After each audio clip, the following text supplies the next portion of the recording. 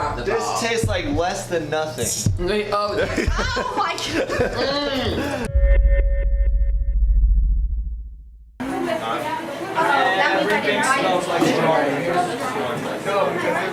these two things. What does it say to mix with this? This is year 8 for me, so this is my first year here, but I also taught in Texas and in Colorado.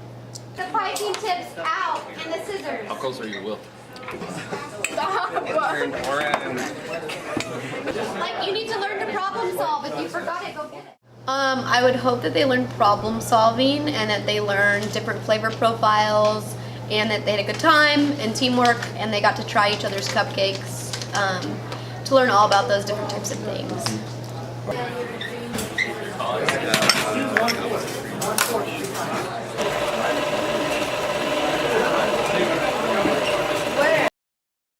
I'm really proud of my students. They all came up with the recipes on their own, and they prepared the decorations and the frostings and everything. So it was a good competition. They're done. Come on, Keyshawn. Corbin, get out of here. Congratulations, Jared. Well, they're putting it's my 4th period. You have to eat in my office usually, otherwise they will not leave the judges alone. Oh, nice and moist. I like the cute. Oh, you asked me. That was a good one. This one right here, that was good. wasn't that good? The pumpkin flavored. It was so Tasted moist. nice, Yeah, very moist. Yeah. Oh, I photobombed your thing, by the way.